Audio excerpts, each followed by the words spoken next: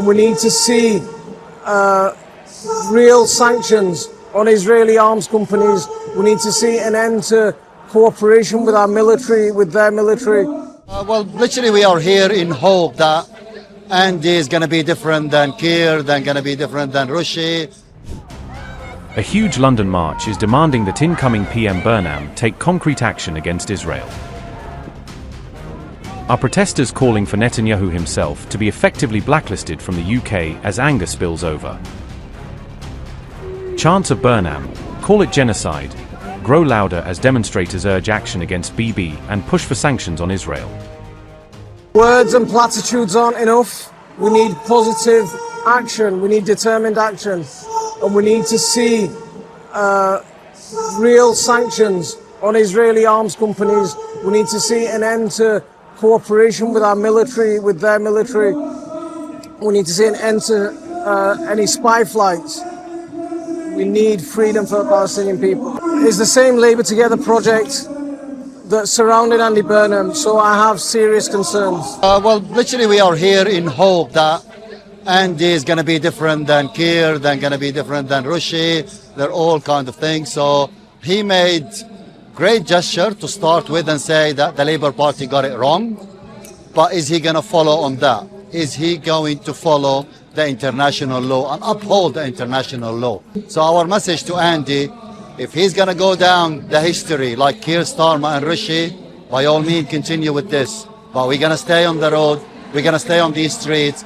We're going to keep shouting at them. They've captured him. They've been torturing him. There's no human rights when it comes down to a Palestinian. And he's an educated man. He's a doctor.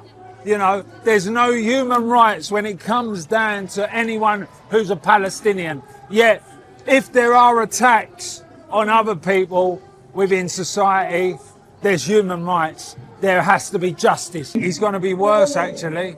I'm sorry to be so pessimistic, but I can't see any change with him at all. And any of these politicians, I'm very cynical because I've seen all their stance on Palestine and the fact that we're still funding arms to the terrorist Israeli regime. The biggest problem we have in this country today is far-right terrorism. You know, there's bombs being put in mosques. There's Islamophobic attacks, racist attacks. That's getting whitewashed out of the mainstream media. To listen to the voices of his people, that's the most important message. This has become the largest, the longest solidarity movement, anti-genocide, anti-occupation, anti-oppression in the history of this country. The British people have spoken, and Andy Burnham is known to be a man of the people. And this is the voice of the people, and this is the verdict of the people. Just outside the office he will occupy tomorrow.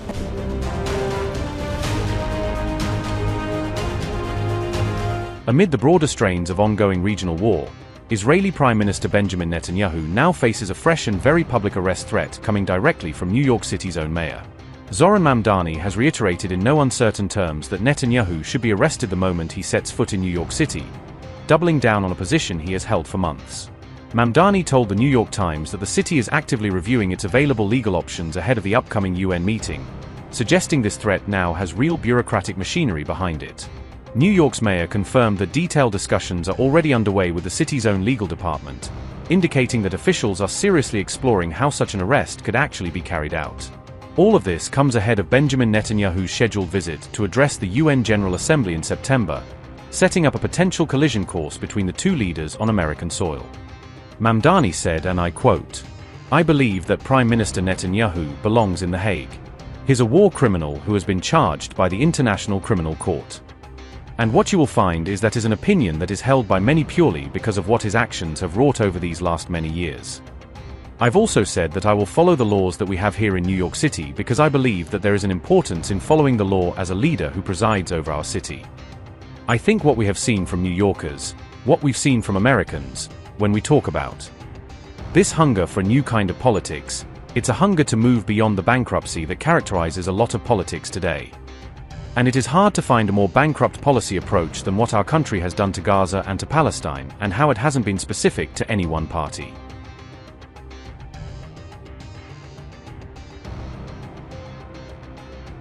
Israel's UN envoy Danny Danon fired back sharply, arguing that it is actually Mamdani, not Netanyahu, who deserves to be arrested for failing his own city and its residents. Danny Danon said, and I quote, "Mamdani is failing to govern New York.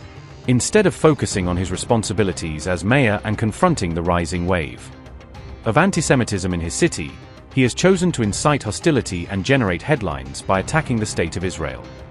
Israeli Prime Minister Netanyahu will come to New York, address the United Nations General Assembly with pride, and stand before the world to state Israel's truth and its unwavering right to defend its citizens. Unquote. Notably, this is not a new position for Mamdani, who had previously and publicly promised to enforce ICC warrants against foreign leaders visiting New York City. The International Criminal Court issued its original arrest warrant for Netanyahu over the Gaza war back in November 2024, a warrant that continues to shadow him at every international appearance. This entire standoff unfolds as reports increasingly claim that ties between Trump and Netanyahu have grown strained over Iran, raising doubts about whether Washington would even intervene on Bibi's behalf.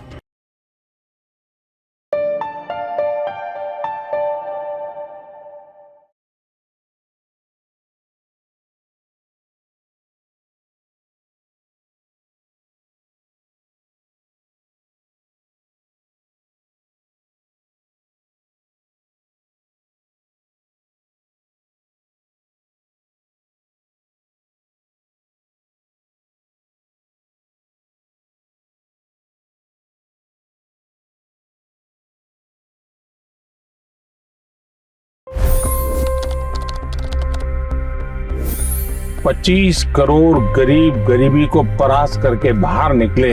For the good of our nation, let's work together and let's truly make America great again. The fastest news breaks. Requested PM saying that look, you will have to speak to Putin and to Zelensky. The biggest news makers. The relationship with India is probably the most important bilateral relationship the US will have for the rest of this century. The capital delivered quite an election result today. Expert analysis. The million-dollar question today is how to stop this dance of death. Ground reports. I'm standing at the crossroad of the Kumbh Mela. Behind me are more than 100 entry ghats. Long-form interviews. Exclusionary politics is reflected in Manipur case as well. You don't bother because this is a small state. Have you ever wondered what happens when a banking dynasty meets tides of world history, intrigue, and a dash of myth? Why exactly did the US topple the Sheikh Hasina government? HT videos. We don't just break news, we break it down.